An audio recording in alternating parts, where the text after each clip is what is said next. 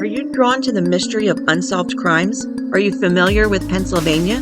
Welcome to Keystone Cold Cases, a podcast that revisits unsolved cases in Pennsylvania in an effort to bring these forgotten victims back into the light. Our podcast delves into real-life cold cases that have baffled investigators and left families in anguish.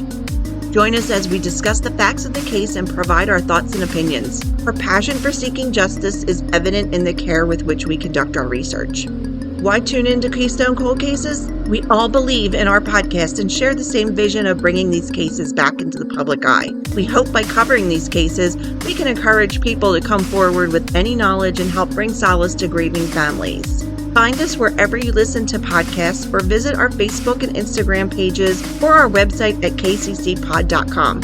New episodes currently drop every other Friday, perfect for your commute or some weekend downtime. For bonus content, you can subscribe to our Patreon. Truth may be dormant, but it's never forgotten. Join us on Keystone Cold Cases, where we remember Pennsylvania's forgotten victims.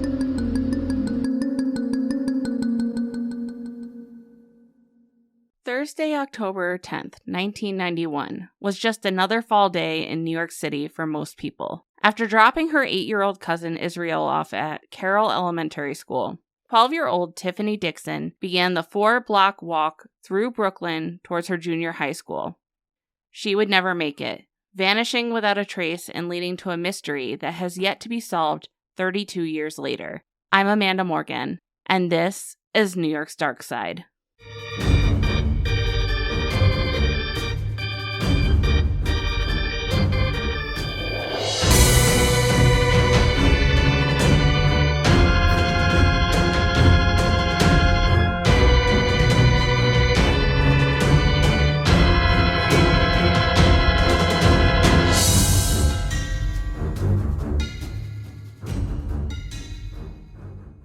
Hey everyone, I'm back with more cold cases today. You may have noticed that 2 episodes are on your feed today, and that's because there is frustratingly little information on both of these cases.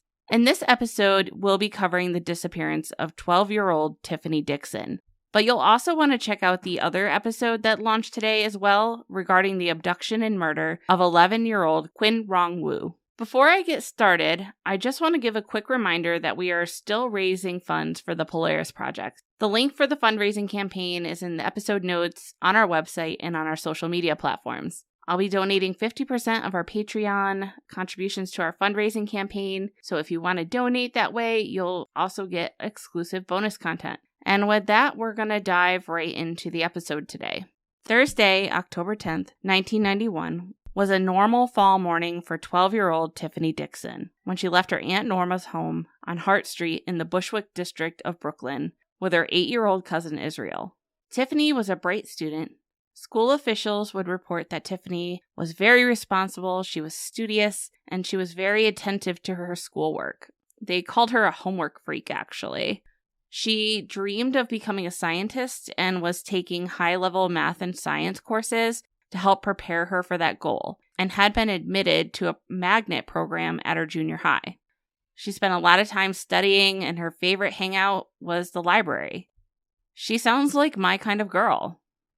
When Tiffany and Israel left home around 7 a.m. that Thursday morning, they followed their normal routine, catching the bus to Carroll Elementary School on Smith Street, where Tiffany walked Israel to his 3rd grade classroom, as she did every school day, to ensure that he made it where he needed to be. She then left Carroll Elementary School to walk the 4 blocks through Carroll Gardens to her junior high.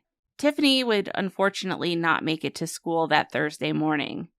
She vanished in broad daylight somewhere in that heavily populated area of Smith Street. Before I get too far into this, I just want to explain a little of the family dynamics in case you decide to do some digging on your own in this case.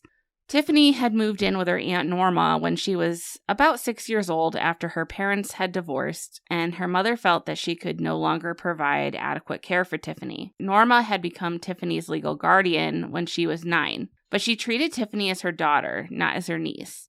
And you'll see in the limited articles on this case that Norma refers to her as her daughter in the press. Tiffany's cousins, Israel and Miguel, are referred to as her brothers. So it was a very close-knit family. After school, Israel arrived home accompanied by the parents of one of his friends, which was completely out of the ordinary because Tiffany always picked up Israel, and they always came home together. When Norma received notification that Tiffany never arrived at school later that evening, she began to panic, and I don't blame her. Tiffany's disappearance was perplexing. In one article, school officials said that the community around the schools were extremely vigilant, and had a stranger been hanging out around the area of the schools, someone would have stopped to question them regarding it. Norma would notify the police of Tiffany's disappearance, and unfortunately, they felt that Tiffany had potentially run away and wouldn't issue a missing persons bulletin to the public until a week after she went missing. A week. Valuable time was lost. A few weeks after Tiffany went missing, her birth mother passed away.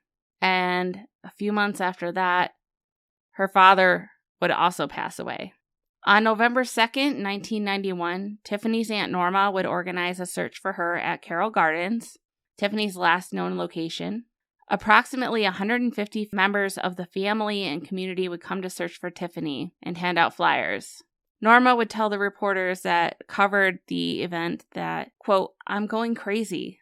The police are doing everything they can, but it's still not enough. My daughter is not home." As far as I can tell from the source material, there were no real leads in her case. But again, investigators got a late start on things because they didn't officially release anything about her disappearance until the following week. I find this incredibly frustrating because vital time was lost. Tiffany's body has never been recovered, and if she's still alive, she'd be 44 years old today. At the time of her disappearance, Tiffany was wearing baggy blue pants, a white blouse, black sweater, and black Nike sneakers. She had a medium skin complexion, brown eyes, and long black curly hair. She was about 105 pounds and 5'2". I've posted her picture on the website for this episode and on our social media pages. Unfortunately, though, this is about all the information on Tiffany's disappearance that I was able to find, and it's heartbreaking. I found nothing about any leads, nothing, just nothing. This case has been on my mind since I found Tiffany's picture online back in July of last year. Searching through newspaper articles for information on Tiffany brought me very little results. This case, from what I can tell, is stone cold. There was a little bit of a resurgence in coverage in August of 2023 when Rex Heuermann was arrested in the Gilgo Beach case because the true crime site Murder Incorporated posted that there could be a connection. But I don't know how I feel about that. I'm 100% not an expert on these things, and I am never going to pretend to be. Much like Richard Cottingham, I'm sure that we don't know the extent of what Rex Heuermann was up to in his dark duties. But Tiffany doesn't really fit the profile for him in my personal opinion. The connection Murder Incorporated presented was that basically Rex was in the area. That's it. His boss lived in Park Slope, the neighborhood where Tiffany was going to school. The other connection proposed was that Heuermann was working in the Bushwick neighborhood in 1992, months after Tiffany had disappeared. He had a permit to install an interior fire alarm system and interior partitions at the location about 600 feet from where Tiffany lived with her aunt. Heuermann has not been officially connected to Tiffany's disappearance in any way, shape, or form that I can see, but I'm just bringing it up because if you do an online search for information about Tiffany Dixon's disappearance, you're going to find the Murder Incorporated page and a Pix 11 story covering this possible connection. And sadly, that is all I have on Tiffany's disappearance. And as much as this frustrates me, that's why I wanted to cover her today. Maybe someday we'll be able to have an answer to what's happened to her. I'd love to hold out that hope for her. Please make sure that you check out the other episode that I launched today. This is, again, on another cold case, Quinn Rong Wu.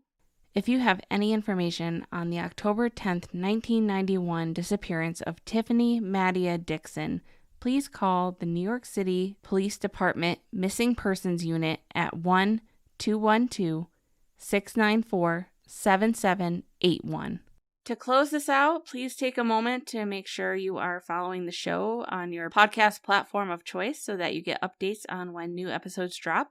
The link to our Patreon, social medias, and website where you can find out more information about the show or this episode are all in the episode description. You can obtain exclusive early access to episodes via our Patreon page, along with other awesome bonus content, so I hope you'll consider checking that out as well. I also post weekly discussion posts to deep dive into the episodes with you. I hope you have a great week ahead, and I'll be back next week with another all-new episode. I hope you keep listening, and I hope you stay curious.